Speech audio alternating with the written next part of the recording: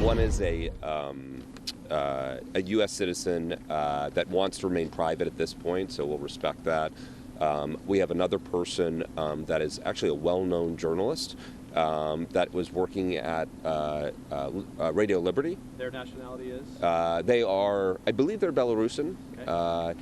And then there's a third, I'm not sure nationality, but not American. I mean, he's made bringing Americans home a top priority, and people respond to that. It's definitely somebody trying to change the tone with the administration, knowing that the President of the United States cares about getting citizens back. All right, so breaking right now, we are awaiting that White House press briefing. All of this after learning just moments ago that another American detainee has been released, this time from Belarus. That news on the heels of a high-stakes phone call that we just learned about between President Trump and Russian President Vladimir Putin. We are just now learning the details of that. The president confirming their talks on ending the war between Russia and Ukraine.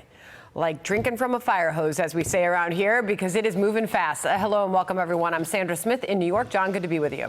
Good to be with you, too. This is the Don't Blink administration. I'm John Roberts in Washington. This is America Reports.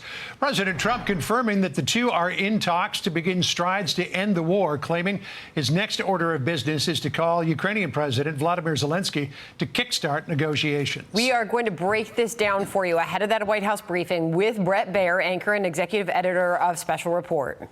But first, let's get to our Jacqui Heinrich live at the White House. And, God, things move so quickly these days, it makes the first administration look like it was in slow motion, although it wasn't. What can you tell us about the phone call between the president and Putin? Well, John, it is thought to be the first conversation since their last conversation, which I think was in 2017. The president was a little bit cagey earlier this week about acknowledging whether or not he had, in fact, connected directly with President Putin. We know from the Truth Social post that the phone call that we were made aware of happened today.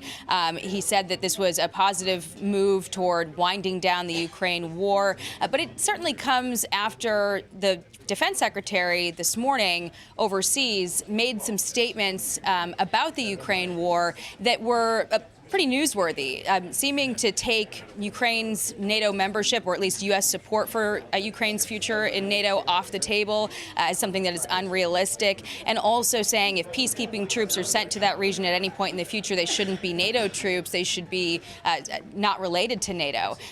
U.S. has supported Ukraine's future in NATO since the Bush administration. The president also supported that back in 2018 as part of the NATO Joint Declaration, although a few weeks back, you might remember, the president did make some comments that seemed sympathetic to Russia's position that having Ukrainian membership in NATO would be provocative to Moscow. He seemed to express agreement with that, but it wasn't clear at that point in time if that was an official reversal in longstanding U.S. policy. Also not clear, how all of this discussion factors into the prisoner exchanges that we're hearing about. Certainly, the administration is happy to have Mark Fogel home. They believe that the man that they were released is nowhere near the kind of exchange that we saw under the Biden administration, where they traded the merchant of death, Victor Bout, for Brittany Griner. But we are still awaiting further details on the other detainees that are expected to come out today, and also looking for answers on whether, after speaking, or maybe before speaking with Putin, if the president also spoke with Ukrainian President Zelensky. So lots of questions still to be answered here today, John. Yeah, I'm told that today's hostage release of the American is part two of a two-part deal. The first part went off on January the 26th when Anastasia Neufer was released from Belarus. So this is sort of closing the other end of that deal. Jacqui, we look forward to your questions in the briefing coming up. Thank you. Sandra?